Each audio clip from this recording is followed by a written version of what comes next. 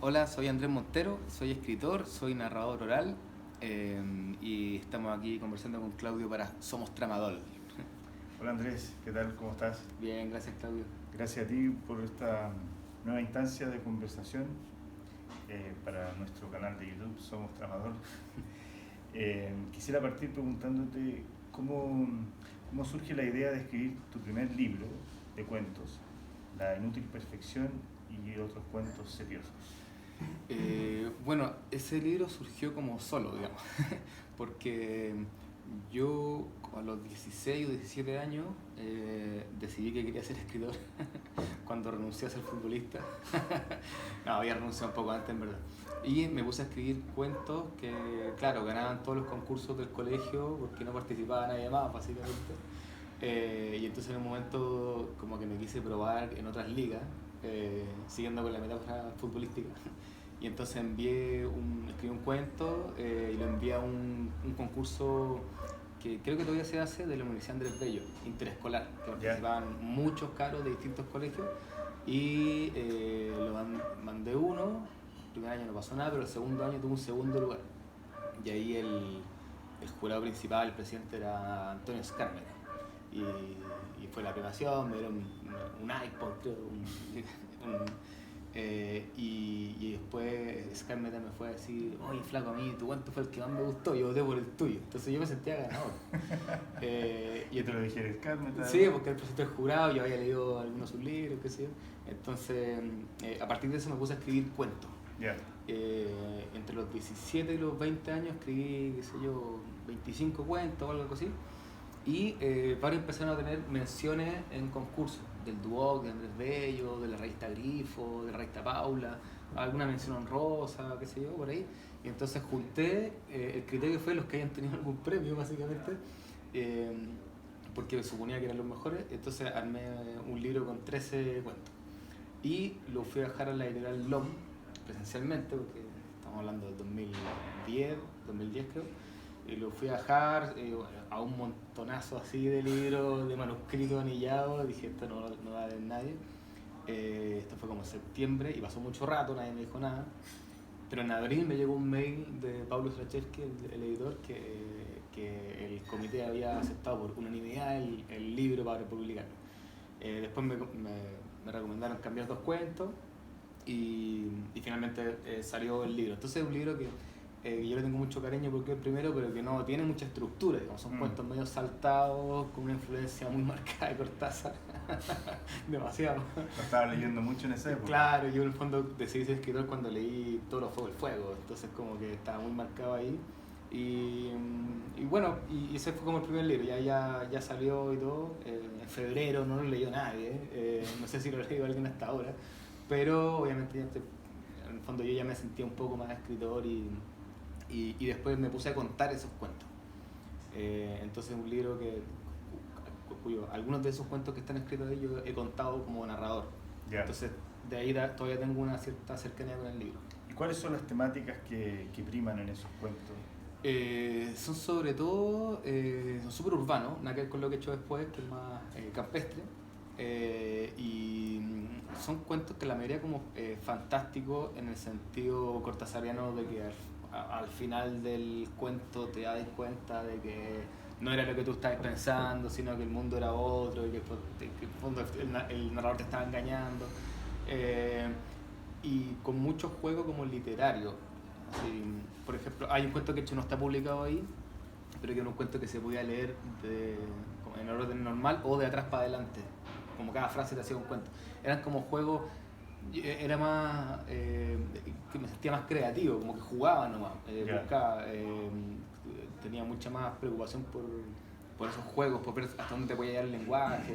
O sea, hay un cuento, por ejemplo, de un muchacho que escribe un cuento sobre un muchacho que escribe un cuento, Ya. entonces se van como mezclando las narraciones, cuentos súper enredados, Algo metaliterario, ¿no? súper metaliterario, que fue hecho el que tuvo el segundo lugar con los Scarmeta y todo eso, y algo que yo hoy día no hago mucho, entonces también había como otra línea ahí que no seguí explorando demasiado. Más cortasariana. Más cortasariana, claro, más perequiana quizá también, aunque Mm. no haya leído mucho a Perec en esa época, pero claro, Cortázar también tiene esa influencia, Claro, claro. como más de jugar con las palabras. Mm. Sí. ¿Y algunos de esos relatos fueron después semillas de proyectos de novelas o solamente los utilizaste para luego narrar oralmente? No, ninguno, aunque hubo uno que intenté hacer un guión de cortometraje, o sea, como que lo utilicé como base de otras cosas, pero no de novela.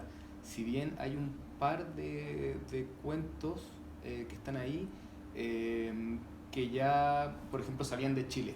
Había uno que pasaba en Roma, otro que pasaba en Buenos Aires, entonces como, y también algunos tenían que ver con el tema, había uno que era policial, que algo que no he vuelto a hacer, pero que quiero volver a hacer. Entonces como que son como pequeñas semillas que igual reflejaban como mis intereses.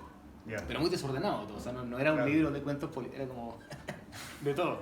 Era más disperso. Era súper disperso. O sea, lo único que tenían en común era como una búsqueda como de lenguaje súper juvenil también, que yo encuentro bonita, que en el fondo como ver hasta dónde te puede llegar como el juego con las palabras, con la narrativa, la sorpresa final.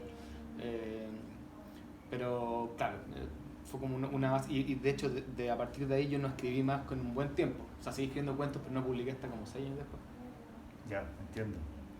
Y tú optas por estudiar y luego decides congelar. Cuéntame un poco qué motivó esa decisión y cómo se vincula aquello con el surgimiento de la Matrioshka, la compañía de cuentacuentos que formaste con Nicole Castillo. Claro, son años donde pasan muchas cosas, porque yo entré a estudiar historia, pensando que eso me iba a aportar más a la literatura que estudiar literatura. ¿Licenciatura en historia? Claro, la licenciatura en historia no era para mí la carrera, era demasiada lectura y en realidad estar leyendo El ataque de los bárbaros, no. Después me aburrí súper rápido, digamos. Entonces me salí de historia, me renuncié a la carrera y ahí estuve un tiempito fuera de la universidad y después volví a entrar literatura y ahí estuve un semestre y congelé porque tampoco sentí que era, y cuando congelé me fui a viajar. ¿Eso fue en la Universidad Alberto Hurtado? En la Alberto Hurtado, y me fui a viajar porque que en el fondo suena súper romántico y juvenil, pero yo creo que tenía razón, que en el fondo como que me habían pasado pocas cosas a mí en mi vida. Yo sentía que tenía que ir a buscarla en alguna parte y era súper lector de Manuel Rojas, de Kerouac, entonces yo sentía que en el viaje había algo que podía encontrar. Y ese viaje me fui sin plata, digamos, o sea que era como un pie forzado. Me fui con la guitarra, y toco guitarra un poco, con la armónica, como a lo Bob Dylan, y entonces me fui tocando guitarra en los restaurantes, qué sé yo, por Chile, Argentina sobre todo, Bolivia y Perú. Yo quería llegar hasta Colombia, pero tuve un accidente en bus en Perú, que fue muy heavy, murió gente, a mí no me pasó mucho más que me rompí la cara, y ahí regresé, antes de lo que esperaba. Y escribí un libro sobre toda esa experiencia que se llama La urgencia de morir en paz, que está inédito, ahí quedó, pero un libro de viaje que también se junta con algunas temáticas que siempre me ha interesado, que el viaje es una de las que más me gustan. Y ahí cuando regresé, pasaron unos meses y retomé literatura, solo por un semestre porque después ya renuncié y ya no volví más, que fue justo cuando yo me puse a contar cuentos y encontré un oficio. Entonces ya me di cuenta que no necesitaba la licenciatura, al menos en términos como laborales, porque yo ya había encontrado un oficio. Ya podía como ganar plata de otra forma. Y nunca me gustó la universidad. Es que me aburría, la verdad. Siempre he sido bien autodidacta, entonces, claro, habían cursos que me interesaban y que hasta el día de hoy me han servido haber pasado por ahí, pero no sé, todo lo que tenía que ver con la lingüística y la gramática no me interesaba mucho y me aburría, esa es la verdad. Y en ese sentido, entonces, claro, buscas experiencias para nutrirte y luego plasmarla en el oficio de escritor, pero al mismo tiempo eso se cruza con una renuncia a lo académico. Cuéntame cuál es tu perspectiva, tu mirada respecto a lo académico y a la formalidad de lo académico y todo lo que involucra aquello. Bueno, yo antes era mucho como más anti-academicista, porque con el tiempo he ido entendiendo el aporte que hace la academia desde otro lugar. O sea, que yo me di cuenta que yo no era muy académico y que en el fondo yo era más creativo. Entonces cuando había como que poner algo que uno leyó quién sabe dónde, la idea no, pero había que citar de dónde venía eso, se me daba una lata tremenda. Y además para los lectores suele ser bien aburrido estar leyendo y que te pongan una cita cada rato. yo nunca aprendí a citar ni con APA ni con nada, me daba lata, como no quería decir de dónde venía eso porque como que no me gustaba nomás, no, entonces me di cuenta que a mí lo que me gustaba era como la creación. Ahora, como puedo entender cuál es el aporte académico, cada vez lo entiendo más y me parece perfecto que haya gente como que siga ese camino, pero yo descubrí que no era el mío. Digamos que tiene que ver un poco, aunque suena, no sé cómo suena, pero como con la libertad, ¿sabes? Como, claro, en un momento también empecé a ver si yo podía hacer crónica, más periodística. Y me pasó un poco lo mismo. En el fondo yo necesitaba como más espacio de creación. Claro, la crónica no está muy amarrado a lo hecho, obviamente. Sí. Y no era lo mío, ¿no? Claro. Sí, no era lo tuyo escribir ensayo y citar y... No, en absoluto. Claro, sí, entiendo.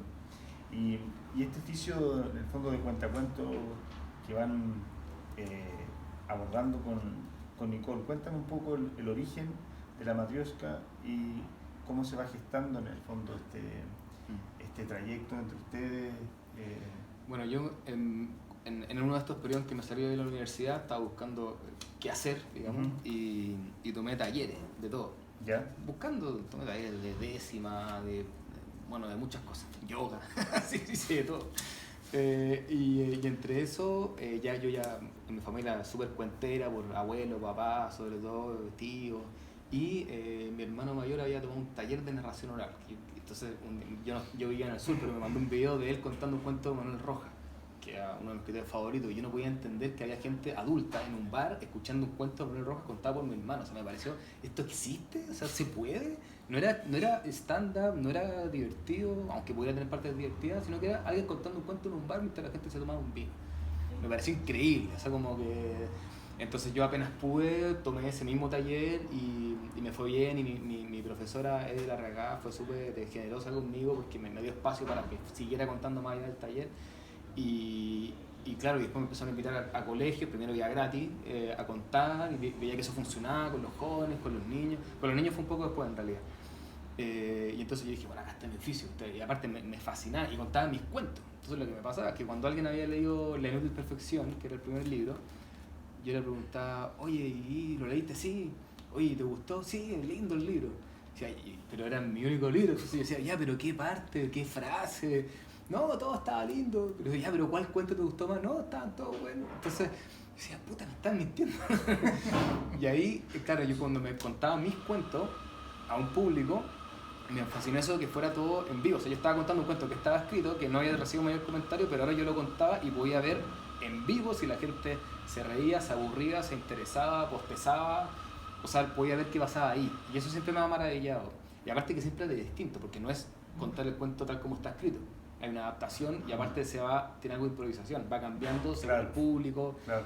Si pasa algo, no sé, alguien entra, un mozo, qué sé yo, eso se trata de integrar al cuento para que... Entonces, otra cosa, no es literatura. Y eso me fascinó. Entonces yo ya estaba contando para adultos en bares.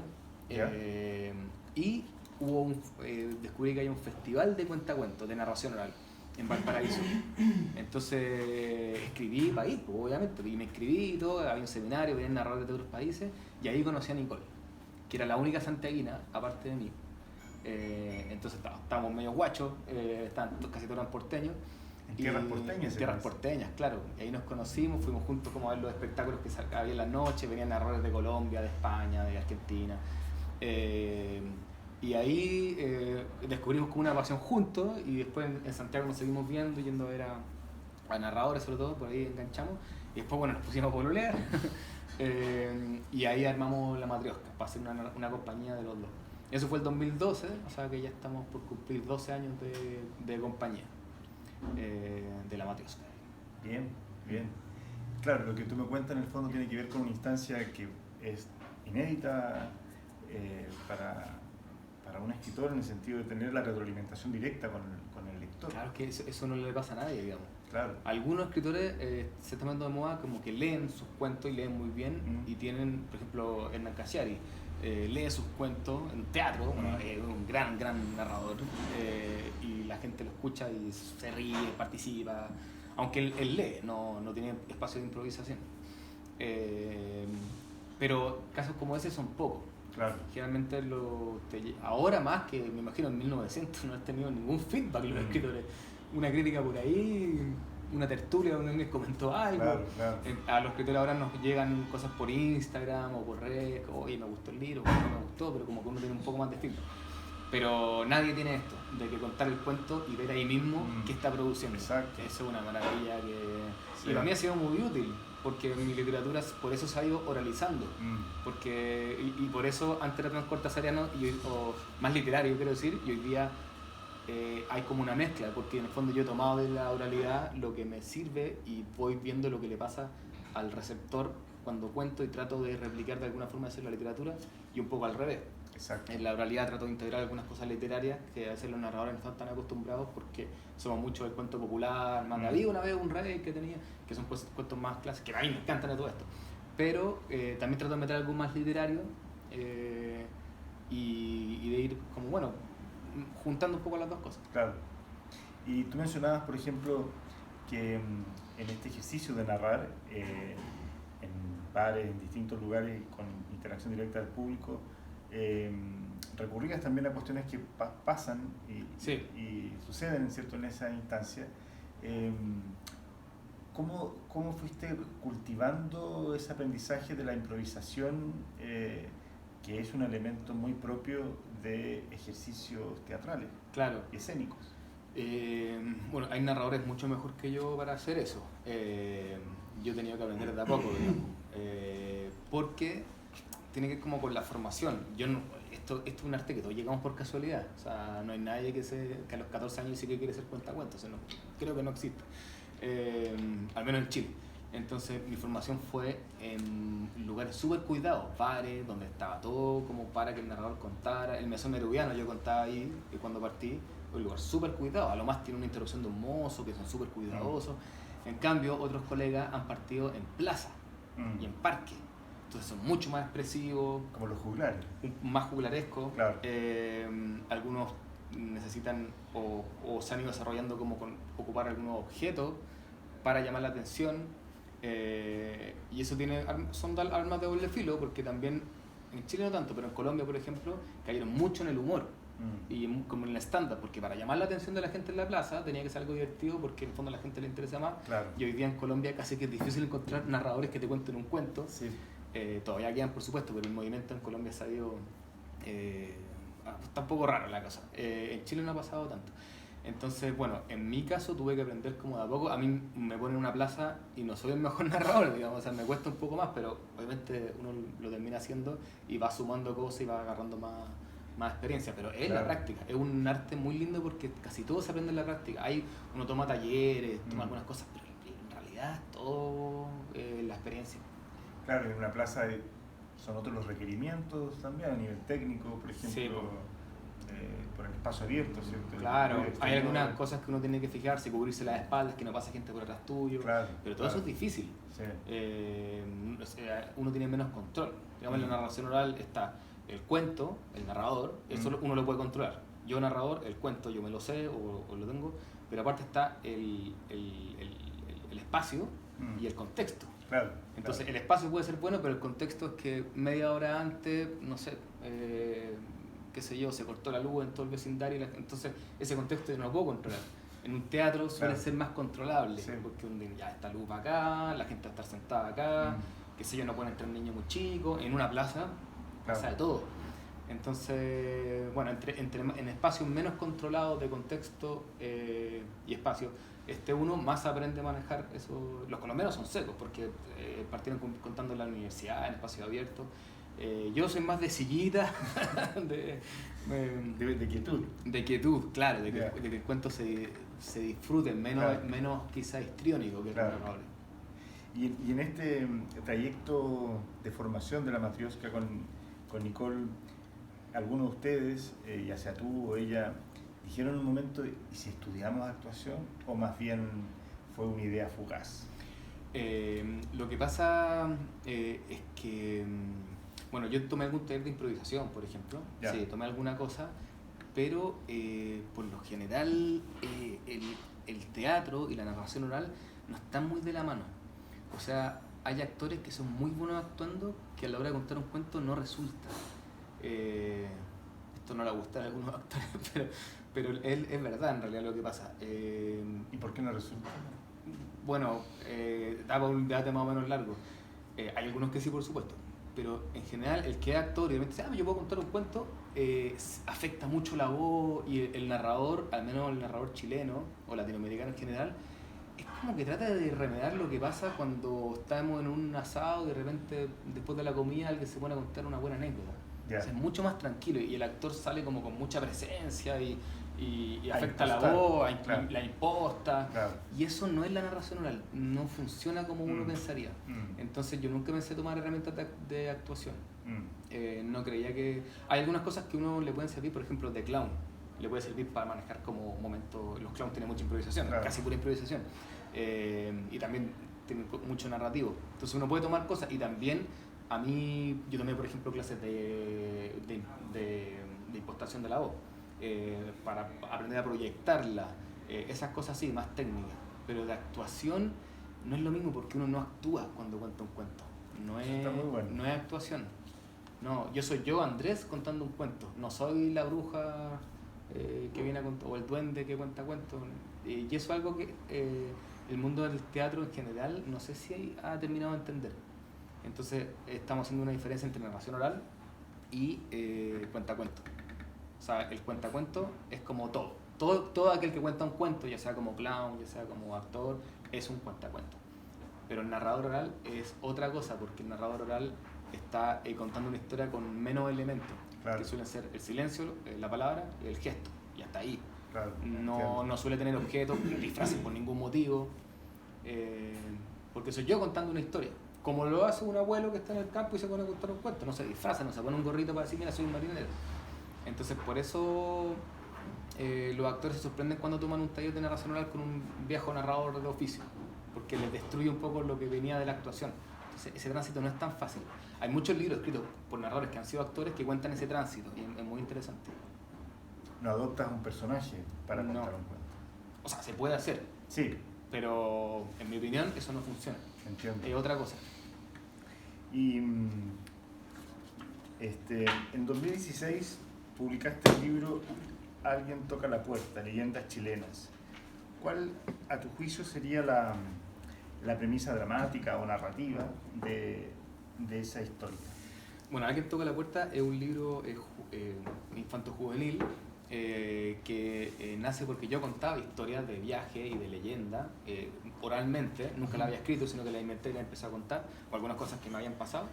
Y una editora de la editorial SM, Catalina Echeverría, me propuso que esas historias las pasáramos a un libro, cosa que yo no, para ese público que eran, claro, de 12 a 15, nunca se me había ocurrido. Entonces nace un poco, no, digamos, tampoco lo había pensado como libro, y ahí salió una beta infanto-juvenil que yo también he ido desarrollando. Y ahí son, en el fondo, la premisa, por así decirlo, un muchacho que viaja y que descubre el territorio chileno en particular a través de sus leyendas. Entonces en el viaje le van pasando cosas, un encuentro con un viejo que le dice que en ese lugar se aparece en la noche, qué sé yo, ese es como... Entonces a ese público le ha gustado mucho porque son entretenidos, pues están ahí, entonces imaginan con su mochila haciendo dedo y de repente le hablan de que le puede salir el tuetué y le sale el tuetué.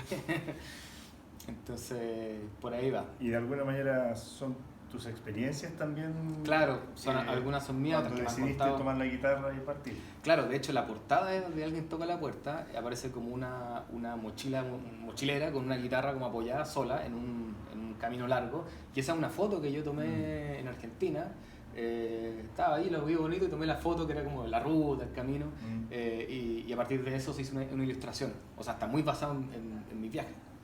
De ahí nace, y también de cosas que me cuentan en los viajes, o sea, no solo cosas que me pasan a mí.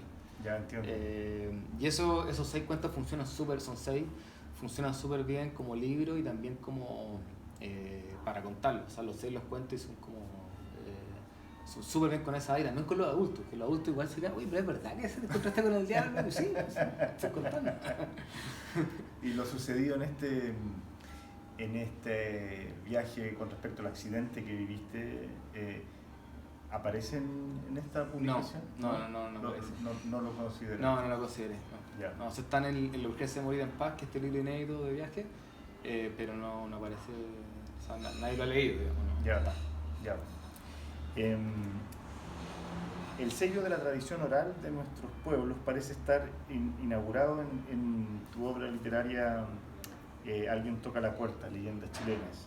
Entonces quisiera que me contaras qué sucede en ti como creador, como ser humano y artista a nivel sensitivo con los relatos orales, con los que tú has escuchado, con la interacción de aquellas personas que nutren tu creatividad en ese sentido. Claro, yo creo que hay como varias cosas. O sea, una que es más social o antropológica quizás, que tiene que ver con que le doy mucho valor a esa historia. O sea, el hecho de que los seres humanos se junten y se cuenten historias que permanecen en el tiempo más allá de las nuevas tecnologías, de la cantidad de gente que se va yendo del campo a la ciudad, de esas migraciones, más allá de todo eso, esas historias persisten. Y la gente sigue creyendo en ellas, o sea, están vivas. Y eso me llama mucho la atención porque Chile siempre pensamos que es un país como que no tiene mucha identidad, o la estamos buscando, y quizás eso explica que seamos tan gringos, aparte, malos gringos, ni siquiera somos unos buenos gringos. Una gringos. mala copia. No, una pésima copia, y que miramos mucho, claro, uno ve los malls y todas esas cuestiones, y nacen de que no sabemos realmente quiénes somos. Bueno, esto en el fondo yo creo que hay mucha gente que ha hablado de esto mejor que yo, pero yo creo que en la tradición oral hay un patrimonio cultural y simbólico súper relevante que necesitamos ir a buscar, porque ahí hay algunas respuestas y preguntas de quiénes somos. Ahí en las leyendas aparecen nuestros miedos, nuestros deseos, nuestros grandes defectos, nuestras aspiraciones, aparecen muchas cosas ahí, y aparte son entretenidas. Entonces, por un lado, eso me parece como relevante, como que no puede ser que un niño no sepa quién es el cuero o el trauco, o sea, no puede no saber que eso existe, porque una sociedad también se compone de sus demonios, y eso me parece como fundamental, así, como que los niños, sobre todo los niños pensando, pero también los adultos, los conozcan. Entonces eso por un lado, y por otra parte también tiene que ver con que cada escritor crea un mundo propio. Algunos lo tienen porque, no sé, por ejemplo, nacieron en una población y tienen una historia con que su abuelo se tomó el terreno, o nacen de la identidad, no sé, Lemebel tenía un mundo propio súper claro que tenía que ver con lo marginal, con la sexualidad, ¿verdad? O sea, como que hay como un mundo propio ahí, y ahí con prácticamente todos los escritores. Entonces, en mi caso, ¿cuál es mi mundo propio? Mi mundo propio son las historias que me contaron. Y mi papá, a través de mi abuelo murió antes de que yo naciera, pero finalmente son las historias que me llegaron. Me contaron muchas historias, no solo mi papá, también mis tíos, mi mamá. Y yo sigo siempre como muy atento a esas historias porque me gustan, básicamente porque lo paso bien escuchándolas. Entonces mi mundo propio se compone de historias del campo, que eran las historias del abuelo. Entonces, si bien yo nunca he vivido en el campo, aunque me guste y voy mucho, pero yo nunca he vivido en el campo, no soy un campesino, ese es mi mundo propio. Mi mundo propio son las historias de el bisabuelo que era alguacil en Santa Cruz y un día salió a buscar a un bandido y se quedó su señora sola, que era una señora como frágil, digamos, tenía 30 años, estaba sola y ella atrapó al bandido. O sea, esa historia que digamos que pasó, o al menos está en la oralidad familiar, para mí como que refleja como que yo me hallo bien en esas historias porque las he escuchado desde muy chico. Entonces cuando ya me pongo a escribir y voy haciendo como una línea de algo que me interesa, esas historias empiezan a aparecer.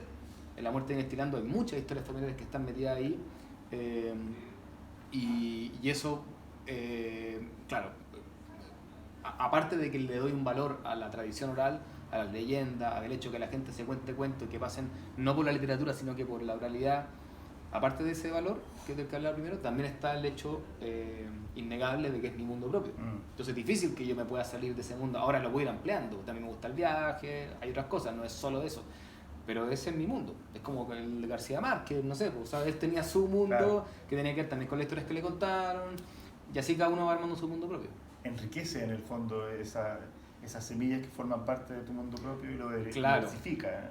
Exactamente. definitiva, Y, claro. y no es solo eso, porque yo no estoy replicando exactamente esa historia, Claro, sino claro. que me tomo algunas bases para crear cosas nuevas. Claro, sí, entiendo.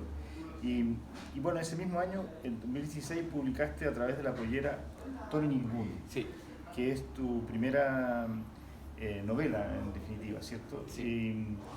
Y leí que tu idea inicial era otra, un señor que le contaba historias a mujeres en el metro, Sí, dejando un suspenso. Y bueno, posteriormente quienes lo contactaban eran asesinadas, ¿no? claro. Ya, entonces, ¿cómo mutó de ese punto primigenio a la historia de una trapecista que tras sufrir una lesión decide memorizar las historias Claro, de Las Mil y una de Noches? La Mil y una Noche. O sea, la historia, la idea nace porque yo me fasciné con el marco narrativo de La Mil y una Noche, ¿no? El rey que mataba mujeres todas las noches, hasta que una mujer que es Scheherazade le empieza a contar cuentos para engañarlo, porque son tan largos que él no la puede matar hasta que termine el cuento, y así pasan Mil y una Noches de cuentos, y ese es el libro, ese es el marco. Y a mí los marcos narrativos me fascinan, o sea, me encanta el de Camerón, el de Pentamerón, todo lo que sea marco narrativo me llama mucho la atención. Entonces yo cuando conocí esa historia, que la conocí como en 2010, 2011, pensé que era muy contemporánea, o sea, como tenía 1500 o 2000 años, pero está hablando de los femicidios y de que una forma de sobrevivencia era contar cuentos, o sea, hablar de muchas cosas que me interesan, o sea, como si contar cuentos nos salva, o sea, es algo como súper metafórico finalmente. Y nada, y tomé eso, y claro, partí como un policial, fue cambiando, al final por verosimilitud, o sea, como ya no es tan probable, y estaba dándole vueltas hasta que dije, no, que sea una niña que cuenta cuentos, pero ¿dónde? Y finalmente apareció el circo un día que iba caminando por Puente Alto y aparece un circo grande y yo estaba buscando un palacio, porque yo quería traer esa historia al siglo XX al menos. Y decía, pero me falta un palacio, porque Scheherazade contaba en el palacio. Decía, ya, pero un palacio en el siglo XX y en Chile, ¿qué es un palacio? Y estaba, empezaban casonas, como, ¿qué es lo más parecido a un palacio? Y de repente veo un circo y dije, este es un palacio, pero aparte se mueve. Entonces me permitía jugar mucho, ¿no? Fue maravilloso. Y ahí me metí, yo no es que sepa de circo, me metí a investigar, me fui a caer a un circo. Estuve ahí una buena semana hablando con los cirqueros. Y ahí ya se configuró la novela.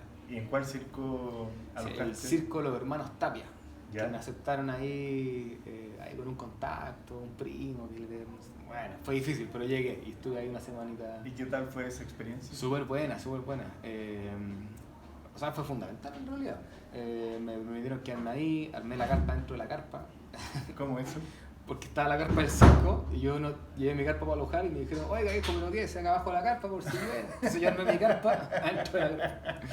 Y ahí nada, pues lo entrevisté, conversé, me fueron mostrando, ya, estos son los cuartos de pole, estos son los parales, este se llama el ruedo, todo puro lenguaje técnico que no se encontraba en el libro y que me lo fueron explicando ellos. Toda la arquitectura circense. Claro, y también de lenguaje, o sea, con los jureles, es una palabra que más allá del pescado no conocemos.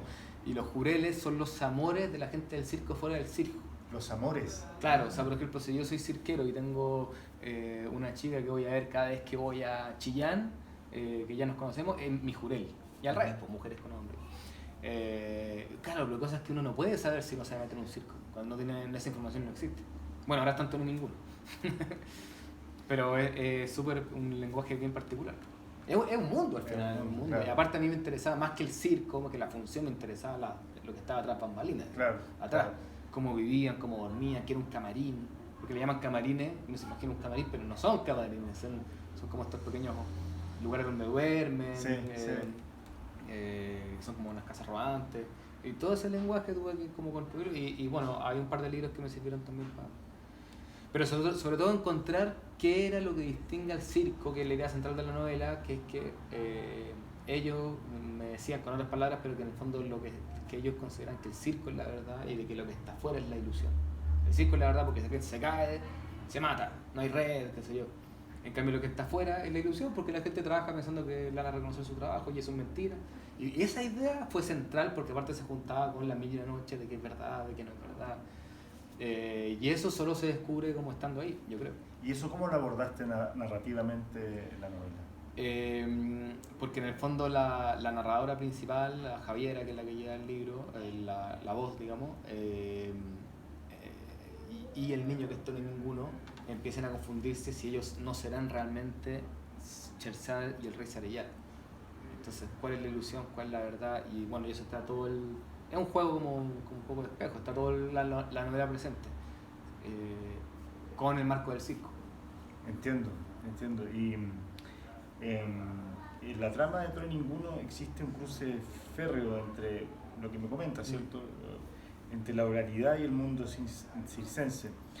Cuéntame acerca de este proceso de investigación, para ya entrar en particularidades, que realizaste para esta escritura y qué elementos de dicho proceso, que me lo comentaba recién, fuiste seleccionando y cuáles dijiste, esto no lo voy a ocupar, esto sí, y los criterios de selección. Entre ninguno. Claro. Sí. Tú además habitando en ese lugar.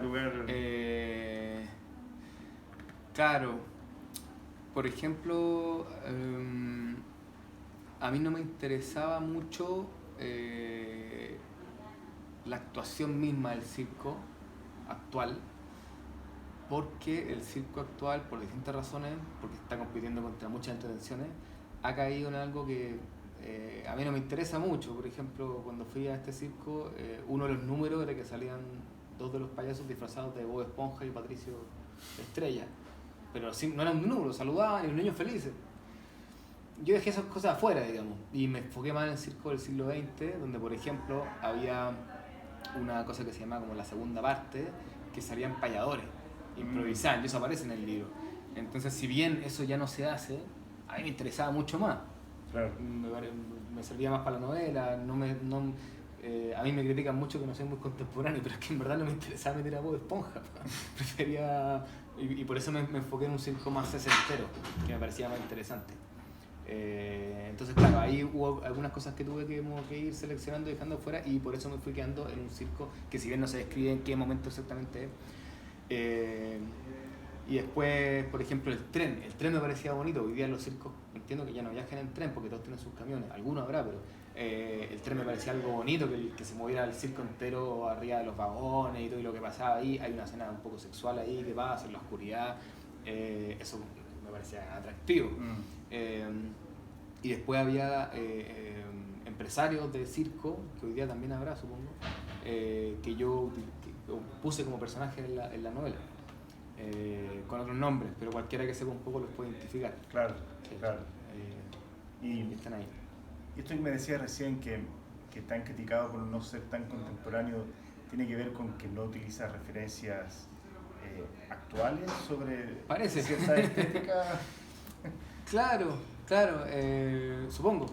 Ahora, a mí me parece que circo, o sea, a mí me parece que es de una visión un poco estrecha, porque el hecho de que esto pase en los años 60 no quiere decir que no sea contemporáneo, porque el tema de fondo de ninguno son los femicidios, que es algo súper contemporáneo. Entonces, esa es mi visión. Pero bueno, a mí me parece que en mi literatura, si bien parece estar en un tiempo, y está en realidad en un tiempo como anclado un poco en el pasado, donde hay hacendado y casona, inquilino y todo, si bien eso es verdad y eso es lo que está, tiene una mirada de futuro. Claro. Pero bueno, Sí, eso es lo que entiendo. yo me defiendo así. Me parece, entiendo el argumento. Hay un ensamble atractivo en la novela entre Las Mil y una Noche y la trama, ¿cierto?, específica que va construyendo para la misma, para Todo y Ninguno. ¿Cómo fue surgiendo aquello durante el proceso de escritura? ¿La trama de? En el fondo, que hay un ensamble en la novela entre la trama de Las Mil y una Noche Sí. y en el fondo la trama específica, claro, de la novela. O sea, eso estuvo desde el principio. Yo quería hacer como una especie como de reescritura al final. Apareció yo te investigué, y en un ensayo sobre Las Mil y una Noche de Juan Bernet, que es un especialista en el mundo arábigo en general, él comentaba que hay una conseja del siglo XVII-XVIII en Francia que decía que aquel que intentara leer Las Mil y una Noches completas moriría en el intento. A mí me pareció increíble. Ahora, y él terminaba diciendo Igualmente debo decir que yo terminé la presente traducción en 1957 y sigo gozando de una regular salud. Esto no sé, pues esto es del año 2000, qué sé yo. Entonces, bueno, me dio mucha risa, pero eso ya lo utilicé como, no solamente La Mil y una Noche, sino que lo que se dice sobre La Mil y una Noche, que es que no se puede leer entera. Yo no la leí entera, dejé como 4 capítulos sin leer, porque por si acaso. Claro. Y eso aparece en la novela y es parte central de la historia. Ya, entiendo. Así que ahí se fue ensamblando entre la misma historia de La Mil y una Noche, sobre todo su marco narrativo y alguna otra historia, pero también lo que se dice de Las Mil y una Noche. Porque finalmente, aparte de hablar de los femicidios y muchas cosas que me interesaban, es la historia de la narradora más famosa de la historia. De la historia de la ficción, al menos. No sabemos si existió. Pero junto con Jesucristo, Sherazade es la narradora más famosa que conozcamos. Entonces no era menor, porque yo estaba haciendo también una especie de homenaje a la oralidad. Claro, claro. Y tu investigación en particular sobre los femicidios, ¿cómo también eso se va incorporando en la novela a medida que escribes? ¿O no fue tan primordial para ti eso? No, sí, lo que pasa es que ahí ya entré como en el spoiler. ¿Ya? Porque en el fondo hay un personaje que es como el asesino, que tiene una visión de las mujeres como sería la visión del rey Sarayar, ¿no? Ya. O sea, como que están... Y se explica por qué el rey Sarayar tenía esa visión, que aparte que estaba loco, le había pasado algo. Y entonces en el fondo lo que está de fondo es que todavía hay hombres especialmente, pero también la sociedad, con una mirada muy primitiva sobre las mujeres. Y eso también aparece en el libro desde otro machismo no tan violento quizás, pero igualmente violento, como una de las hermanas de Locarmentia, una cirquera, una tía de la protagonista, que se quiere ir y le habla con su hermano y los hermanos no la dejan ir, se le dicen que si se da una traidora, y ella se pasa toda la vida en el circo amargada porque los hombres no la dejaron irse. Los hombres no les gustaba que las mujeres salieran a buscar jureles, pero el hombre sí podían ir. O sea, también eso está todo como representado. No es solo el femicidio, sino que todo lo que finalmente lleva a que eso sea posible. Entiendo. Y tras esta experiencia de escritura, por la que obtuviste el premio iberoamericano, ni más ni menos, Elena Poniatowska, ¿cuál es a tu juicio la noción de trama literaria? Quisiera que me contaras un poco sobre eso y cómo de acuerdo a esa noción que tienes la vas urdiendo en tus procesos de escritura en la actualidad. Yo creo que tiene mucho que ver mi noción de trama con la oralidad. Si uno cuenta un cuento y tiene un público que lo está escuchando, la trama es fundamental. O sea, digamos, el público te acompaña en la medida en que la trama sea interesante. O sea, eso es como básico. Entonces, uno, si quiere contar un cuento de estos un poco más modernos, que a lo mejor no tienen tanta trama y que su importancia está más bien en el lenguaje o qué sé yo, va a perder a su público. O sea, en verdad es imposible. Quizás alguien puede hacerlo con mucha gracia, no sé, pero es prácticamente imposible porque el público está siguiendo una trama y eso nos pasa a todos. Cuando alguien nos viene a contar una historia, oye, no sé lo que me pasó ayer. Si la historia no tiene una trama interesante, uno se aburre y se desconcentra. O sea, eso pasa en todos los niveles. Entonces, para mí la trama es fundamental. Que es muy poco contemporánea, porque no, la trama no importa tanto, pero para mí es fundamental. O sea, yo escribo como si fuera un cuentacuentos que no quiere perder a su público. Entonces, si bien hay descripción y todo, estoy siempre pensando en que ese goce de lo literario está acompañado de una preguntas por la trama. Lo que le pasa a alguien cuando cuenta un cuento, cuando escucha un cuento, si yo te cuento un cuento ahora y en público, la gente se pregunta, ¿y qué pasó? Se está preguntando todo el tiempo. Había una niña que un día su abuela se enfermó. ¿Y qué pasó? No, que la mamá la mandó a que fuera. ¿Y qué pasó? No, que en el camino se encontró con un lobo. Uy, ¿qué pasó? que el lobo le dijo que se fuera por este lado y dice, ¿y qué pasó? No, que se comió la abuela. ¿Y qué pasó? Eso es lo que uno se pregunta mentalmente, ¿no? Y también le pasa cuando alguien te cuenta una anécdota o algo que pasó. Si no está esa pregunta, ¿y qué pasó? La probabilidad de perderse es alta. Ahora, el libro te podría enganchar por otro lado, porque, bueno, hay muchas formas, ¿no? Hay escritores maestros en hacer con trama muy difusa grandes libros. Pero para mí es importante. Entonces, a partir de la trama, o sea, yo trabajo como si trabajara a veces como una película, ¿no? Como parto con premisa, digamos, hago mi cuaderno para pasar esto y esto. Y entonces tener una buena trama me sostiene todo el otro juego. O sea, por ejemplo, en una novela que se va a publicar pronto, hay un monólogo de 7 páginas, 8 páginas de alguien describiendo cómo debería ser una fiesta. Que algo que si la trama no lo sostuviera, no, o sea, no es que no se pueda hacer, pero ¿y esto qué tiene que ver? Pero la trama está sosteniendo eso porque la fiesta es importante en el libro. ¿Se entiende? Entonces como que una buena trama me sostiene todo lo demás. Por eso yo le doy mucha importancia y no parto a escribir hasta que tengo bien la trama. No digo, bueno, a ver, vamos cachando ahí en el camino por dónde va la cosa. Entonces mi noción de trama tiene que ver mucho como con los viejos narradores. No voy a perder a mi público, no lo voy a perder. Y si voy a darme un gustito de hacer una gran descripción, yo he visto narradores que cuentan cuentos de 1 hora. Mi maestro, Bruno, seco, entonces está contando un cuento y hace como una parte y dice, bueno, ¿alguien sabe lo que es? Porque en el cuento que son antiguos, que sé yo, aparece una olla de no sé. ¿Alguien sabe cómo era la olla? Y la gente no. Bueno, vamos a hacer un paréntesis. Y puede estar media hora hablando de la olla, que no tiene nada que ver con... Pero la gente está enganchada, ya se enganchó. No parte hablando de la olla, ¿sí? ¿Se entiende? Sí. Y aparte se lo hace bien. Y después, bueno, vamos a cerrar aquí y seguimos con el cuento. Es maravilloso. Eso yo creo que se puede hacer en una novela perfectamente. Pero si no hay trama y es todo un pensamiento de que uno se aburre. Claro. Es como lo que dice Zambra, o sea, yo le encuentro razón. Lo único que le pido a un libro es lo mismo que le pedía a los 5 o 8 años, que no me aburra. Ahora, puede que no te aburra porque está muy bien escrito, pero para mí es importante la trama. Y en ese sentido, las preguntas que se genera el lector, el espectador, la audiencia en definitiva, son preguntas claves para que se vaya conformando la intriga. Claro, porque después del ¿y qué pasó? ¿Y qué pasó? Cuando el público en la oralidad realmente se enganchó, yo lo veo como cuando yo soy público. Esto ya, ¿y qué pasó? ¿Y qué pasó? Y de repente cuando estoy muy enganchado, empiezo a decir, uy, te apuesto que. Entonces, ahí es cuando uno realmente se engancha, te apuesto que, y empieza a elaborar teorías sobre qué es lo que está pasando. Claro. Que si son realmente las que uno pensaba al final, dice, ya me lo imaginé a la mitad.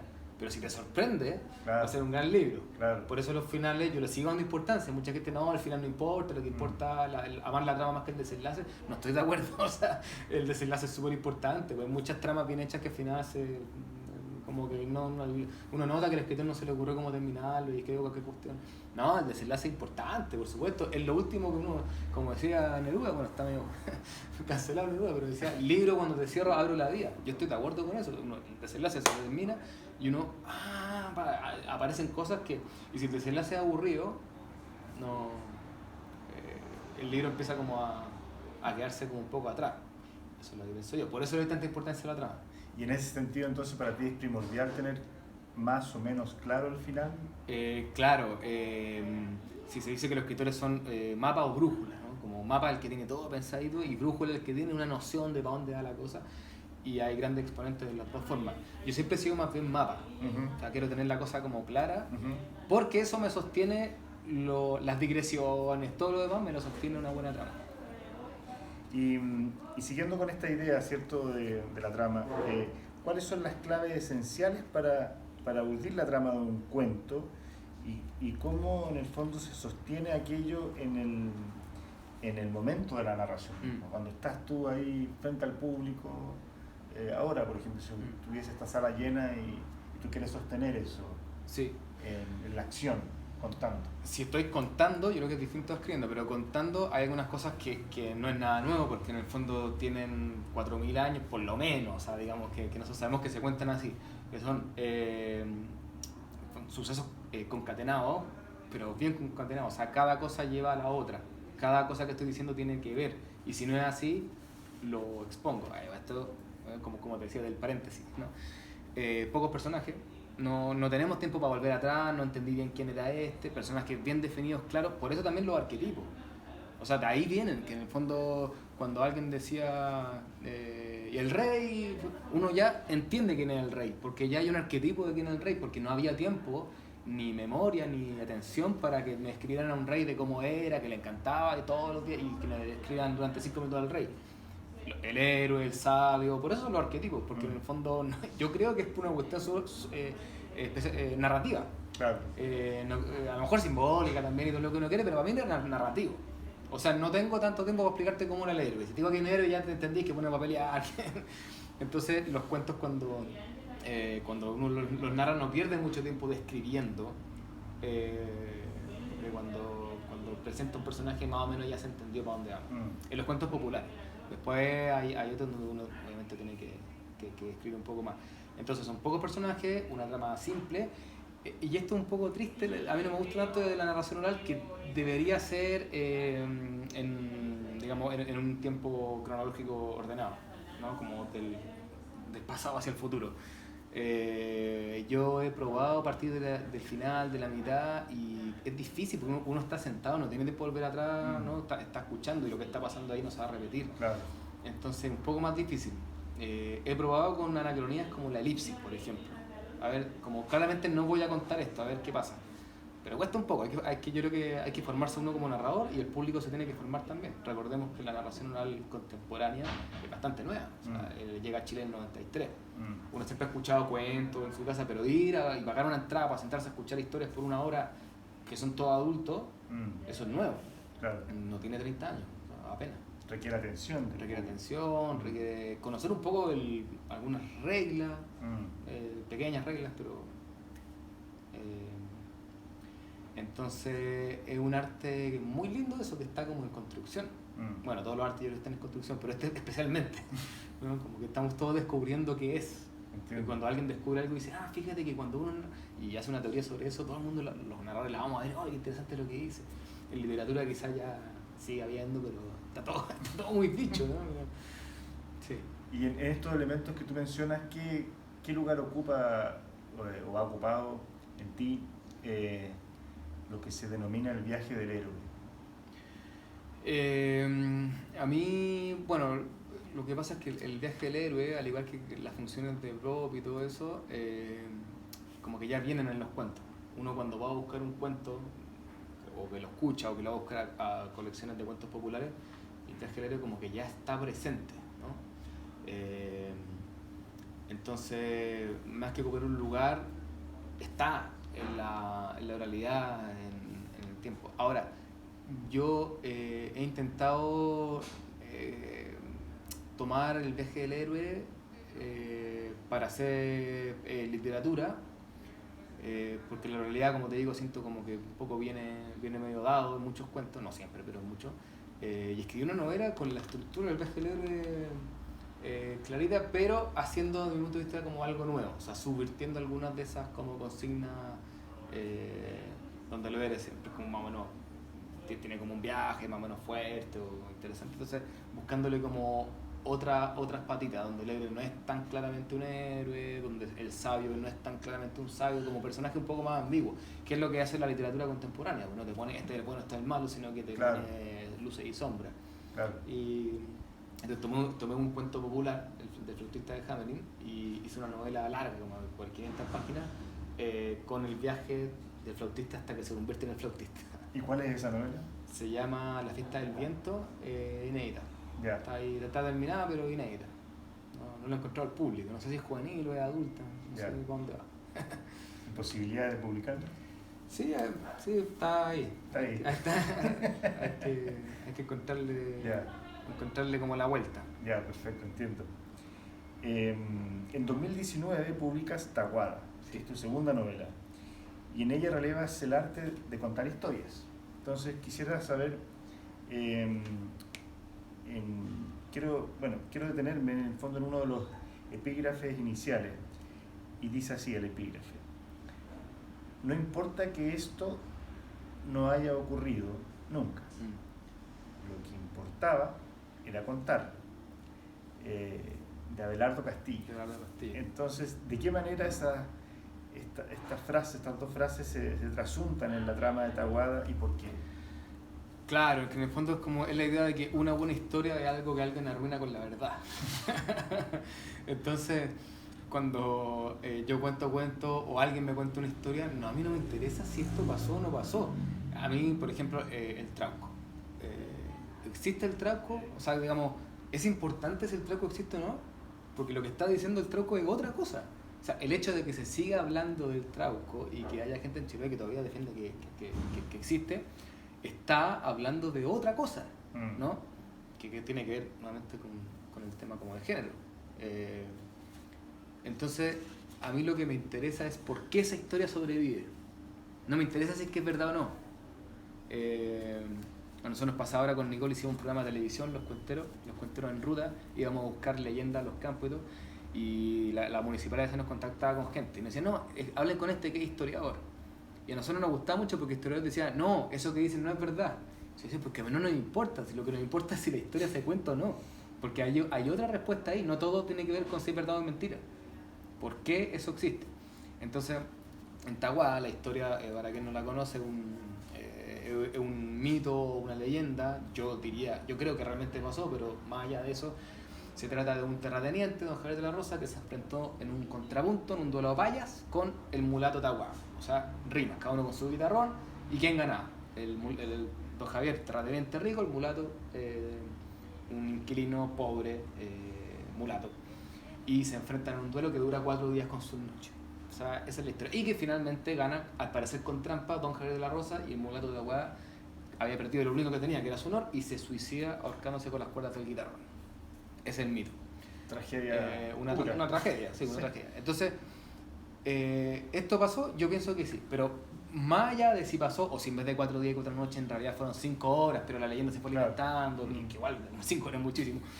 Más allá de eso, lo interesante es que esto, yo quería hacer un recorrido porque esto pasó en 1830, sí pasó, pero digamos, supongamos que pasó en 1830, y se recoge y aparece el libro en 1866, en 1891, y después en el siglo XX habla de ella la Violeta Parra, a él le interesa mucho a Nicanor Parra, hace una obra de teatro Juan Radrigán, hay un texto de Antonio Seo Hernández, Floridor Pérez habla de eso, y va como apareciendo, entonces y más encima en el campo se cuenta, y yo la escucho porque mi abuelo lo había escuchado, y se la cuenta a mi papá me cuenta a mí. Entonces lo que yo me pregunto no es si esto pasó o no pasó, lo que yo me pregunto es por qué esa historia ha permanecido, qué es lo que nos dice, ¿no? Y por eso yo siento que mi literatura es súper contemporánea. Porque claro, es una historia de 200 años para atrás, pero ¿qué nos está diciendo la sociedad chilena si se sigue, aunque menos obviamente, pero contando, que un rico contra un pobre se enfrentaron en un duelo poético? Me parece súper simbólico. Entonces de ahí nace esta historia y este interés y de hecho la estructura del libro es un joven que es como un alter ego que va a buscar hacia el pasado el camino, por dónde pasó esta historia, y va encontrando personajes que hablaron de eso, y aparece la Guerra del Pacífico, qué sé yo, el Santiago de 1910, el Centenario, el campo, el Quitapena, el Cementerio General. Se aparecen muchos lugares distintos donde esta historia se pudo haber contado. El encuentro con Parra. El encuentro con Nicanor Parra, claro. Que eso es verdad. ¿Cómo fue eso? Lo fuimos a ver con un amigo y nos recibió. Una cosa increíble, sin previo aviso, no nos quería recibir, después nos recibió. Y estuvimos 3 horas conversando, y en ese encuentro él me habla del mulato Tahuada, que yo ya había escuchado por mi papá, que venía de mi abuelo, y entonces él, Nicanor Parra, dice que tiene la idea de que eso habría que reescribirlo. Yo me pasé esperando mucho tiempo a que apareciera un libro de Nicanor Parra en reescritura, el mulato Tahuada, y no apareció. Y se murió. Y entonces cuando se muere yo tomo la decisión de ir hacia el pasado a buscar la historia. Ya. Qué bien. Sí, es bien parreno al final como la inspiración. Exacto, sí. Claro. ¿Y de qué manera, en Tahuada particularmente, a partir de lo que le sucede al protagonista, ¿cierto? Esto que me cuentas, ¿de qué manera vas recurriendo a estrategias narrativas que mezclan ficción con no ficción en la composición de la trama? Aparecen muchos personajes reales, y otros personajes inventados, pero están mezclados. Entonces ahí alguno se da cuenta cuál es cuál. Y aparecen personas que obviamente yo no los entrevisté, como Violeta Parra, pero que yo sí sé que hablaron del tema y que les interesaba. Entonces, si bien es una ficción, es una reconstrucción de algo que podría haber pasado. Y aparecen también, por ejemplo, la Peta Basaure, es un personaje, una mujer que regentaba una quinta de recreo por el barrio, ahí por Recoleta, qué sé yo. Y si bien yo no la conocí y yo no puedo dar fe, iban para allá todos los payadores. Nicasio García, que es uno de los que recoge los versos o inventa los versos del Morat de Agua con Javier de la Rosa, iba para allá, eso está documentado. Entonces la probabilidad de que ella haya escuchado hablar de Morat de Agua es súper grande. Claro. Porque todos los payadores tenían como un referente al Morat de Agua. Claro. Entonces ahí se van como mezclando y van apareciendo y desapareciendo estos personajes. Y desapareciendo a la medida que claro, en el fondo cuentan la historia. Claro, porque en el fondo la estructura va hacia el pasado, ¿no? Claro. Parte en 2018, y después en 1991, 1980 y llega hasta 1830. ¿Con Juan Rodrigán conversaste? ¿En algún momento? No. Yeah. No, cuando yo empecé, Juan Rodrigán ya había fallecido, ¿no? Me parece que sí. Sí leí su obra de teatro, El Encuentramiento, hermosa. Y me contactó alguien de su familia porque querían reestrenarla, a ver si quería estar. No sé en qué quedó eso, pero... ¿Su hija? No, parece un sobrino. Parece, sí. Ya. Sí. Pensé que había sido Flavia. No, fue Flavia. Ya. Para adentrarte al universo de las payas, las décimas, el canto popular, ¿cuáles fueron tus referentes y por qué adquirieron sentido para ti como tal? Bueno, a mí el tema de la décima y la paya me interesó hace tiempo. También en Chile tenemos pocas cosas de las que enorgullecernos, yo creo, ¿no? O eso pensamos. Entonces, los uruguayos tienen la murga, los argentinos tienen toda la tradición literaria y tienen a Borges, qué sé yo, y tienen mucha cultura, bueno, y los tienen carnavales, como cosas culturales preciosas, digamos. Y en Chile como que sentimos a veces que no tenemos mucho. Y a mí me parece que esto, de que sea una tradición súper chilena, aunque también está en Argentina y en Uruguay fundamentalmente y en otros países, pero en Chile es fuerte. Y los payadores chilenos son buenos, son reconocidos y todo. A mí me enorgullece y me llama la atención mucho que dos personas se pueden enfrentar en un duelo improvisado en décima. Es espectacular. Y de hecho los raperos están aprendiendo los payadores, porque comparando, la verdad es que la técnica de la paya es mucho más difícil. Y ahora está algo que se está llamando la hip hopaya, que es una pasión más maravillosa, que se están juntando los dos mundos y uno rapea y el otro paya. Maravilloso. Bueno, pero mis como inicios, digamos, a mí siempre me gustó la décima, de chico escribía, y después estuve yendo a donde Pedro Yáñez, payador chileno, mentiroso, de los mejores, y estuve yendo ahí como un año a su casa a aprender el canto popular en general. Sí, el canto humano. Y entonces, bueno, se me hizo como una base fuerte. Y después he intentado aprender a improvisar también. Soy capaz de hacerlo, pero muy lento. Entonces no sirve con espectáculo. Me demoro, uno se debe demorar máximo 1 minuto desde que te tiran el pie forzado hasta completarla. Y yo me demoro 3. Y eso estoy muy lejos de lo que debería. Me acuerdo que en el lanzamiento. Sí, de la UA. Sí, claro, ahí fueron unos payadores, pero yo invité a unos payadores de verdad. Para que mostraran cómo eran. Entonces, bueno, por ahí viene un poco también ese interés. Entiendo. Y pasemos ahora a La muerte viene estilando. ¿Cómo emerge esta idea de bueno, para mí es una novela coral, yo sé que es una compilación de cuentos, que es la estructura, pero tiene algo de novela coral también.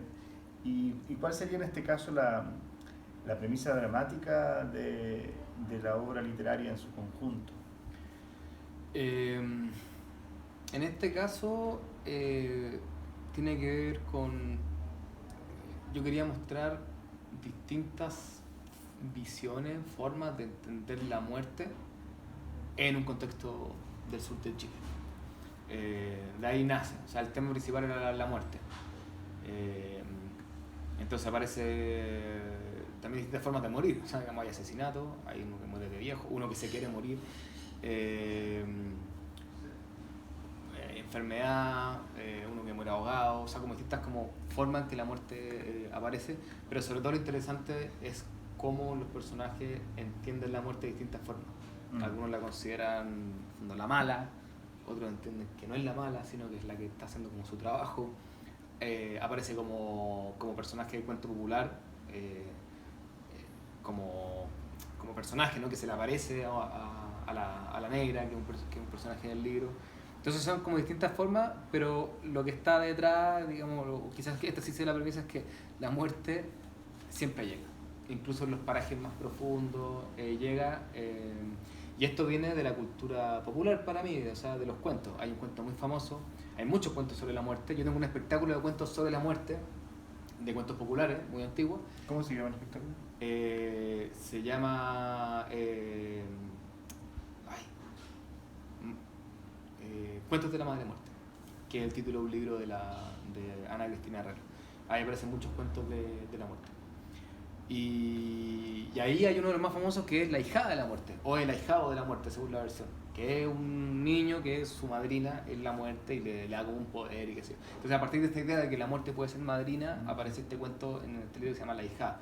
Y también son las visiones, que la muerte en estos cuentos no siempre es mala, muchas veces es buena, porque es justa, a diferencia de otros personajes como San Pedro, como el Diablo, que son muy de cuento popular, que no siempre son justos. Sino que San Pedro supone que, o Dios como el bueno, pero a veces no es justo, porque le da riqueza a uno, pobreza a otro, claro. Se lleva a uno a este tiempo, en cambio la muerte, cuando te toca, y se lleva al que le toque. Y esta idea es súper de los cuentos populares. Y también, claro, hay como ideas que vienen del mundo del cuento popular que dicen que la muerte se representa con esta guadaña. Entonces, claro, le da miedo porque viene súper cadavérica con la guadaña como a llevarte, a cortarte el cuello, digamos. Pero que en realidad este es un instrumento que se ocupa en la cosecha, en la siembra, en la cosecha, para sacarlo. Entonces, que en realidad la muerte tiene que ver con la vida, ¿no? Y que dejamos de entenderla así cuando la superficie de la tierra empezó a ser de cemento. Porque claro, antes se caía un durazno del árbol y se quedaba ahí, uno empezaba que eso era vida porque se lo comían los bichos, aparecía una semillita, salía otro árbol quizás, pero cuando ese durazno cae al cemento entendemos que la muerte es muerte, no entendemos que la muerte es vida. Y también está un poco eso en el libro, que la muerte, dependiendo de cómo la entendamos, también es vida o es lo que le da sentido a la vida. Esto que acabas de comentar sobre el cuento Ahijada es clave para el proceso en el que estoy, así que te lo agradezco. Así que sí, no lo tenía claro.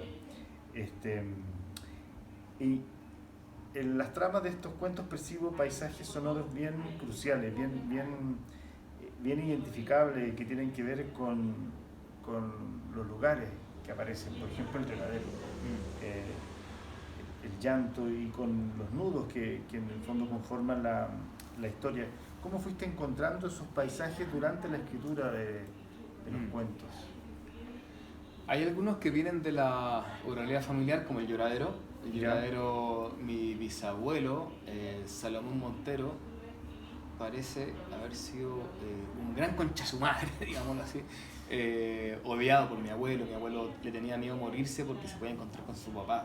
Y mi abuelo no tenía miedo a nada, según dicen, solamente a la muerte porque se podía encontrar con su papá. O sea, era una muy mala persona, digamos. Y él inventó el lloradero para que los niños que querían llorar, bueno, al lloradero encerrado bajo la lluvia, o sea un cabrón, digamos. Pero simbólicamente habla mucho de lo que fue el tiempo de la hacienda, de esas violencias que se vivían también, de la violencia que sufrían los niños de 1900, de 1890, que no son las que sufren ahora. Son distintas, al menos. Entonces me parecía interesante utilizar esos espacios. Creo que hablaba mucho de la violencia del campo, porque a veces parece que el campo todo es tranquilo y todo es lindo y hay mucha violencia. A mí me parece que está retratada en el libro, por ejemplo en el lloradero. Y hay otros paisajes, aparece mucho, hay mucho mar, árboles, bosques, cordillera aparece también. Y ahí esto yo lo escribí en pandemia. Entonces yo tuve que hacer gala de mi fama de buena memoria. Claro, fui como a buscar paisajes que tengo como en la memoria y a recordar lugares en los que he estado, la cordillera, en el mar. O sea, tratar de trasladarme desde Santiago a estos lugares en los que yo había estado, o de los que me habían hablado también. ¿Y cómo fue ese traslado en el contexto de pandemia, ¿cierto? Porque estábamos encerrados. ¿Cómo lograste volver a eso a nivel corporal y sensitivo? Pasó algo que en la pandemia, creo que a mucha gente le pasó, hubo mucho silencio, ¿no? Y aparte a mí se me dio casualmente que yo estaba arreglando mi departamento y el maestro no pudo ir más, entonces no teníamos cocina, no podíamos quedarnos ahí porque no había donde cocinar, y tuvimos que irnos con mi suegro que vive en Batuco, en una parcela. Entonces para mí fue maravilloso porque tenía internet, pero podía caminar un poco, no estaba tan encerrado con el departamento, y estuvimos ahí 6 meses hasta que pudimos volver y se renovó todo. Entonces era una parcela, se veía cerca de Santiago, pero había árboles, había pájaros, o sea, como había perros, y eso, digamos, y había mucho silencio y mucha tranquilidad. Después en el invierno había fuego, se puede hacer fuego ya, se puede hacer, digamos, prender la chimenea, y todas esas cosas influían harto en el ambiente de la novela, que hay muchas chimeneas, bosques, hay mucho fuego crepitando. Entonces eso ayudó. Yo creo que depende del libro, ¿no? Pero que a todos los escritores deberíamos tener unos días como de calma, paz y silencio para entrar en la atmósfera que queremos reconstruir. Si no podemos estar físicamente ahí, que eso sería un poco mejor.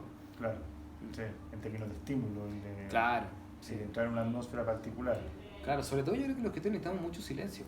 También mucha conversación en algunos momentos, pero cuando uno se está escribiendo necesita mucho silencio. Yo lo busco harto. Entonces me gusta la ciudad, me gusta vivir en Santiago, pero me muevo mucho a otros lugares más tranquilos donde ojalá no haya señal, para encontrar eso y meterse en esos espacios que uno está tratando como... O sea, porque si uno... Esto también viene de los cuentacuentos. Si cuando yo voy a contar un cuento yo necesito haber visto todo el cuento. Entonces lo que se hace es un proceso que llaman como de... como si uno fuera un director de cine, ¿no? Tiene el cuento en la cabeza, cierra los ojos y lo empieza a ver entero. Dice, ya, entonces es de cine de director porque dice, esto lo voy a cortar, acá voy a hacer un foco, o un zoom, ¿no? Entonces uno lo tiene que tener muy claro. Y es verdad, yo estoy hablando, por ejemplo, de un rey que está en su habitación, por cualquier cosa. Yo a lo mejor no voy a describir que la habitación tenía un manto púrpura sobre la cama y grande. A lo mejor no lo voy a describir, pero yo tengo que haberlo visto. Porque si yo no lo he visto, no lo va a poder ver el que me está escuchando. Independientemente de que no se lo describa, que hace algo muy bonito, porque es una conexión como de Bluetooth. Lo que yo estoy viendo, trato de que tú lo veas en tu cabeza. Entonces, el que está escuchando echa a correr su cine interior. Le llama Pepito Mateo, un narrador, el cine interior. Entonces, la literatura yo pienso que es lo mismo. ¿Cómo voy a lograr que tú veas lo que yo quiero que veas si yo no lo he visto? Entonces, cuando uno describe, claro, cuando yo hago talleres, le pregunto, bueno, ¿me podés describir eso? Me dice, no, pero no, descríbemelo tú, no importa que no salga, ¿cómo es? Y ahí aparecen cosas que no estaban. A mí me pasó que estaba convirtiendo un cuento inédito, en guión de cortometraje. Me pidieron, y como estaba obligado a mostrar, y no solamente describir, sino que a tener muy claro los espacios, porque era un guión, y eso sí, a filmar eventualmente, vi cosas que no había visto. Fue un ejercicio súper interesante. O sea, incluso aunque estoy súper consciente de eso, a uno también le pasa. Ya, pero ¿dónde estaban exactamente? Claro, claro. Y eso a veces el lector lo puede notar. Como que la cosa está como por ahí desordenada y que el autor no lo ha visto. Uno tiene que verlo para que el otro lo vea. Y eso se logra en términos creativos desde lo contemplativo también, ¿no? Puede ser de lo contemplativo o desde una imaginación pero concentrada. Como decía, el mar. Ya, pero ok, pero habían rocas, la arena era de piedrita, era de arena blanca, las olas como estaban, hay una bahía, o sea, independiente que eso no salga en el libro, pero si yo no lo veo, es difícil que el otro lo vea. Claro, claro. Sí, esa es como la idea que está detrás. Qué bonito eso del cine interior. Sí, es maravilloso, un concepto que es muy útil para los narradores, el cine interior. ¿De quién es ese? Pepito Mateo, un narrador español. Pepito Mateo, sí. Mateo. Español-francés.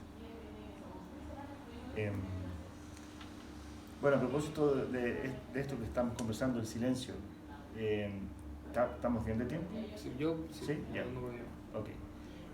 El silencio también constituye una dimensión clave, ¿cierto? A nivel identitario, por ejemplo, estos personajes de La muerte viene estilando y sus interrelaciones. Eulalia, por ejemplo. ¿Cómo es tu vínculo como autor y hombre con el silencio y lo contemplativo? Bueno, sí, alguna vez te he comentado que yo tengo como una doble...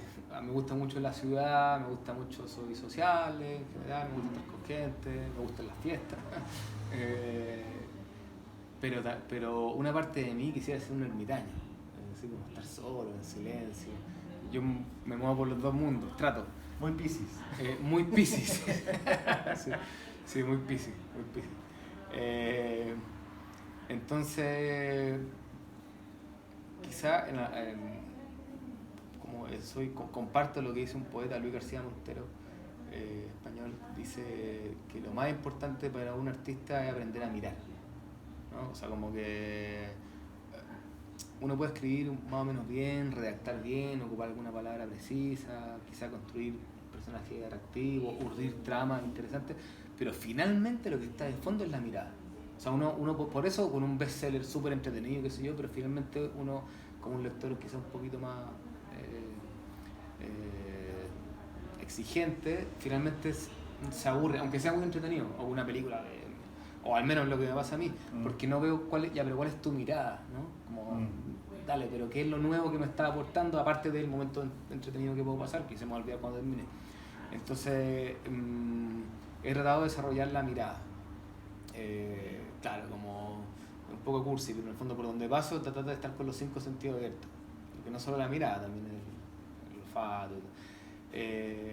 Porque la única forma que tengo como de poder proponer algo nuevo, no solo nuevo, sino como que le haga sentido finalmente a los humanos, que es para quien estoy escribiendo, es mostrarle lo que esa persona ya ha visto desde otro ángulo. No es mucho más lo que hace un autor. La poesía es lo más maravilloso para eso, pero a mí no me resulta. Me gustaría que me resultara. Entonces creo que lo contemplativo tiene que ver con eso, como que voy a describir una escena y me demoro mucho a veces pensando, bueno, ¿con qué lo voy a comparar? O ¿cuál es la mirada que le voy a dar? A veces sale súper intuitivamente, que son las cosas que uno había pensado, y otras veces la pienso harto, así como, ¿cuál es la imagen que mejor describe esta acción o este lugar? Entonces yo creo que tiene esa relación con lo contemplativo, tiene que ver con la mirada finalmente. Y en el día a día, ¿a qué recurres? ¿Cuáles son las acciones o tus prácticas que permiten conjugar esto que me acabas de decir sobre los 5 sentidos? Bueno, básicamente tiene que ver con un intento, no siempre logrado, de no abstraerme sobre todo por las redes sociales, celular. O sea, el hecho de ir caminando, mirando el celular, o de estar en una cafetería mirando el celular, que yo lo hago, no digo que no lo haga, pero te hace perderte de muchas cosas. Hay gente que lo está haciendo, pero a mí no me interesa el mundo de las redes sociales, etcétera, como para buscar una mirada nueva sobre eso. Hay gente que sí, que lo está haciendo y lo hace muy bien y es interesante, pero a mí no me interesa hacerlo yo. Entonces, trato de caminar primero sin escuchar música ni podcast, o sea, digamos, sin nada, sin vestido, ¿no? Sino que ir tratando cuando camino y cuando me muevo, en el metro, en la micro, cuando me muevo, cuando ando en auto también, como dejando como que el mundo entre, ¿no? Porque ahí aparecen cosas y siento que el vicio de la dopamina no está siendo realmente un problema para los artistas sobre todo. Yo vi el documental Get Back, que es de los Beatles, maravilloso, que no lo ha visto. A mí me gustan los Beatles, pero aparte de eso, para todo artista, yo creo que todo este mundo tiene que verlo porque es un proceso como creativo a partir de cero. Es muy interesante. Pero lo que yo veía es que estos tipos tenían un ego muy grande y todos los artistas tenemos algo de ego. Entonces llegaba un diario que aparecía una nota de ellos, los 4 eran famosos en todo el mundo, que les importaba que apareciera un diario y se metían así a ver. Entonces, y bueno, es un proceso largo tratando de encontrarle la vuelta al disco que finalmente va a ser Let It Be, que es el último que grabamos juntos. Y yo pensaba, si hubieran tenido un iPhone, la LGTB no existiría. No existiría. Es imposible con el nivel de ego que tenían que hubieran dejado de ver. Fíjate la cantidad de etiquetados y cosas de like que le hubieran puesto a los Beatles. Entonces, claro, por eso yo sé que tengo esto como de viejo chico, pero yo estoy seguro que el arte está perdiendo algo con la mirada puesta en las redes sociales. Ahora, también me lo digo a mí mismo. Yo por eso ahora me voy a una cabaña sin redes, sin internet ni nada, porque sé que necesito obligarme un poco a salir de ahí. Entonces, bueno, eso es una cosa. Yo con los sentidos abiertos tratando de escuchar, de ver, de conversar. Hablo mucho. En el campo un poco más que en la ciudad, ¿verdad? Pero preguntar, ¿y cómo fue? ¿Y cuándo? ¿Y este lugar? ¿Y se desaparece? ¿Hay algún fantasma? Y preguntar todas esas cosas. Entonces, eso para mí también está con los sentidos abiertos. Ver qué historias se esconden y pueden haber por ahí.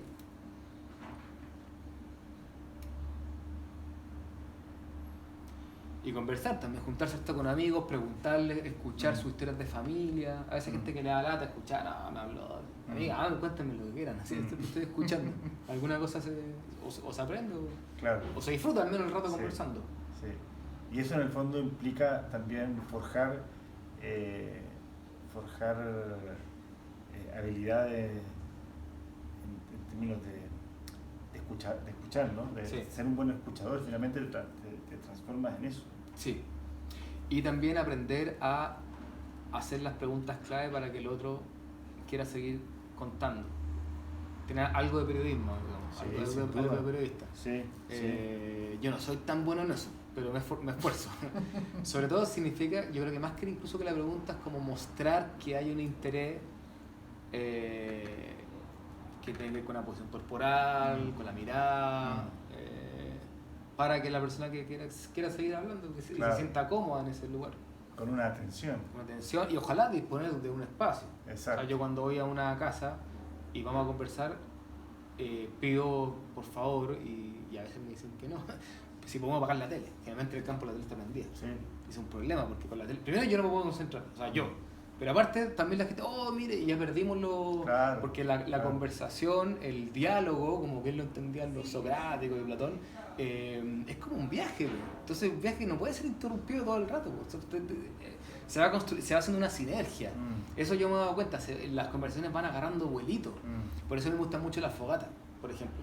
Las fogatas, cuando hablo de fiesta, a mí me gustan las fogatas, no la fiesta de la disco, nunca hay una disco en mi vida.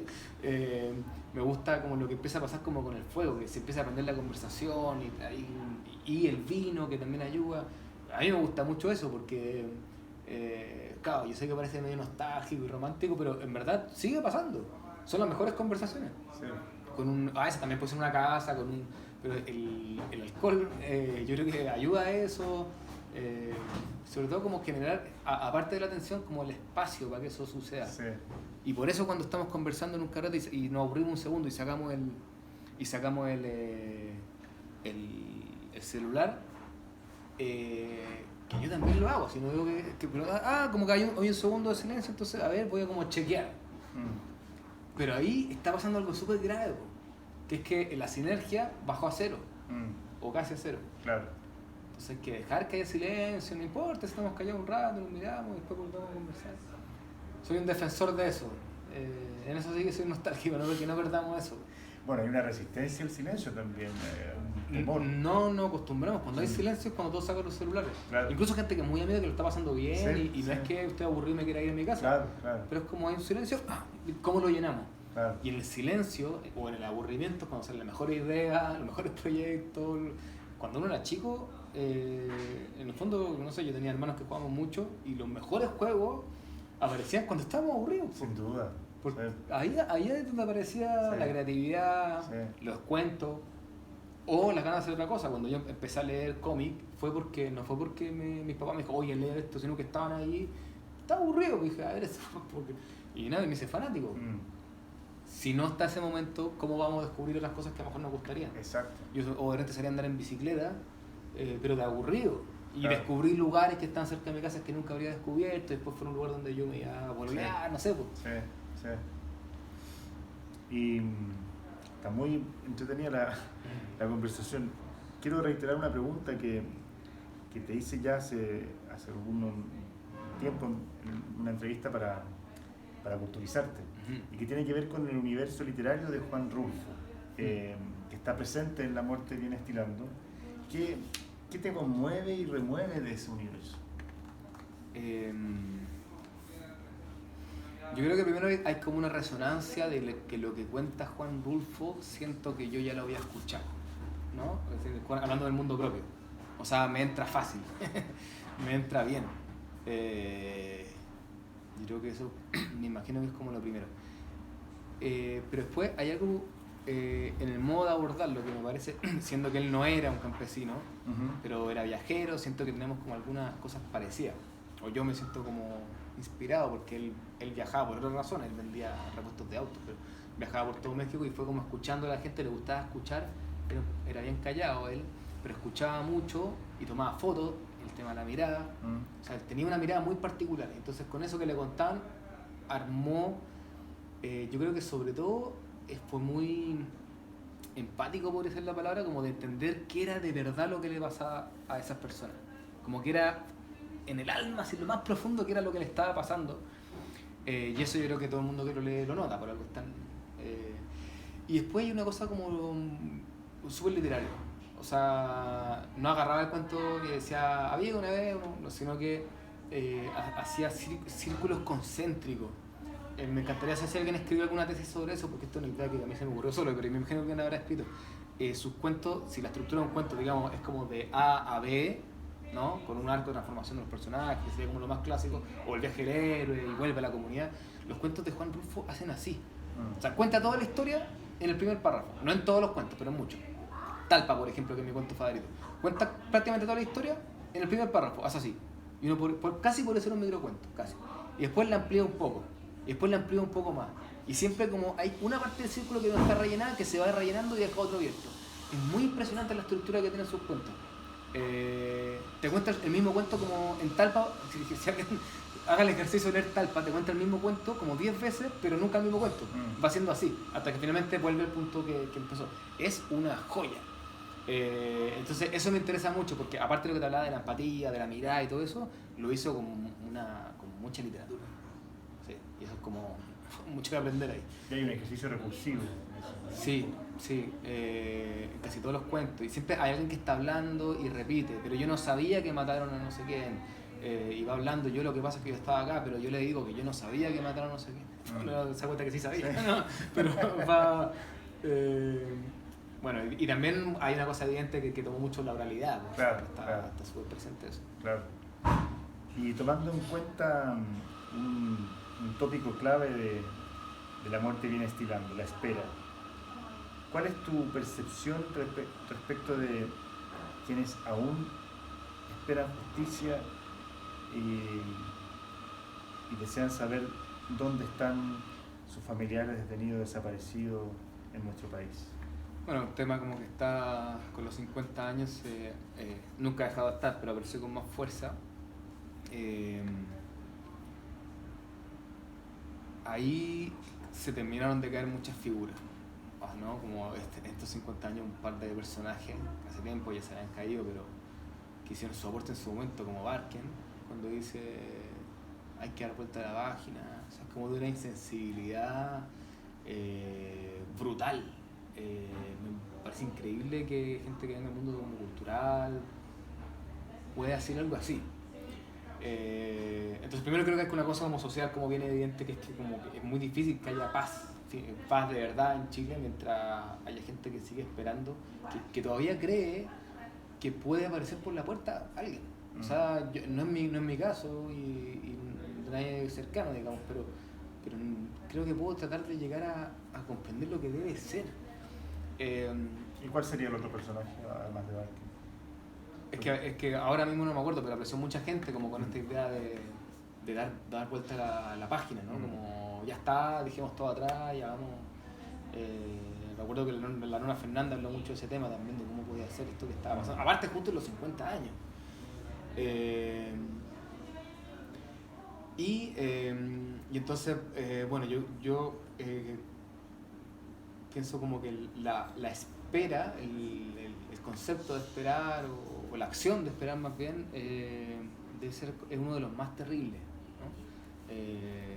porque uno en realidad no sabe qué es lo que espera, ¿no? O sea, una cosa es esperar, por ejemplo, que te llegue una carta. Sabe que viene la carta pero no ha llegado, ¿verdad? Eso es como un tipo de espera. Pero hay otras esperas que uno no sabe realmente qué es lo que está esperando. O sea, en el caso de los detenidos de desaparición no saben qué están esperando. Saben que están esperando que aparezca el cuerpo, es lo más probable. Están esperando justicia, es un paso como segundo. Pero es imposible, yo lo he escuchado en muchos testimonios, dejar de pensar que puede estar por ahí. O sea, yo creo que es humano. Entonces en este cuento, Ahijada, ella sí no tiene que ver con el tema de la dictadura. Ella es una mujer que cuando era niña su madre no volvió. Su madre era indígena. Eso, si bien no está contado, está sugerido, pensando también hacer alguna historia con eso más adelante, está sugerido que ella no volvió no porque se hubiera muerto en el camino, sino que porque la tomaron, digamos. Eso es una sugerencia, una posible lectura. Entonces ella dice en un momento que ella espera de muchas formas y que la espera tiene muchas formas, pero que también a veces espera a los muertos y que esa va a ser la espera más común en su tierra que es Chile, que a lo mejor nuestra espera es más común, que esperamos a los muertos. De hecho, así se llamaba el cuento antes. A veces esperamos a los muertos. Finalmente cambió de nombre a Ahijada, por una cuestión más estructural, pero el concepto también tiene que ver con eso. Además, ella está esperando a alguien, que es el cholo, que probablemente no va a volver y que tiene que ver también con la muerte. ¿Y por qué la tomaron detenida? A la mamá de ella. Claro, es como lo que o sea, es una lectura posible, ¿no? Por los años, por la condición indígena, porque no volvió y dejó a su hija sola, y porque las que la fueron a buscar a la niña fue la familia rica del lugar, que por algo sabían que ella estaba sola. En fin, o sea, como hay una lectura posible. Si bien no está como... No es explícita. No es explícita claro, en absoluto, pero está una lectura posible. Cuéntame, ¿cuáles son los proyectos de Casa Contada para 2024? Bueno, Casa Contada está retomando sus talleres presenciales. Vamos a hacer un taller de narración oral dirigido por este servidor, que parte en marzo. Inicial, la idea es retomar todo lo presencial, el encuentro, la rueda de los cuentos, que son las funciones que hacíamos una vez al mes. Y eso se junta también con el Festival Chile Cuentos, que se retomó el año pasado, que se hace en noviembre. Y también con muchos talleres online. Así que Casa Contada está se rearmó después de un proceso largo, digamos medio turbulento, y ahora se está como rearmando. Saliendo de la turbulencia. Sí, después de en la pandemia fue muy bueno y después la gente obviamente quiso estar más afuera, hubo un poco de crisis económica también, y ahora estamos viendo si eso se rearma, pero bien contento. Ya, excelente. Y ahora, ¿qué estás escribiendo? ¿Algún adelanto? Ahora estoy empezando un proyecto nuevo. Estaba escribiendo una novela, un libro de cuentos que se parecía a La muerte viene estirando, pero ambientado en el norte, pero me parece que lo voy a dejar pausado un rato. Como un poco por no apretar la misma tecla como tanto rato. Y estoy pensando en un género muy distinto de algo que no he hecho, que tiene que ver con el género policial. Ah, excelente. Sí. Bien. Policial literario, digamos. Yeah. O sea, policial, no tanto de policía, sino de búsqueda más literaria y oral. Tiene que ver con el mundo de los cuentacuentos. Creo que va a estar ambientada en Bogotá. Estoy por ahí. Eso es lo que puedo contar ahora, porque no tengo mucho más que contar tampoco. Pero es la intención, el entusiasmo. Vamos a estar ahí expectantes. Y por último, para finalizar, ¿alguna publicación que podríamos conocer este año? Bueno, todo indica que en marzo viene una nueva novela que se llama El año en que hablamos con el mar, que sale con La Pollera. Perfecto. Así que... Vamos a estar atentos sí. Entonces. Esta sí que es novela. Ya, genial. Novela. Ya, buenísimo. Sí. Bueno, Andrés, muchas gracias por esta entrevista. Gracias a ti, Claudio. Gracias a Somos Tramador también. Gracias. Así es que, bueno, los invitamos a ver la entrevista.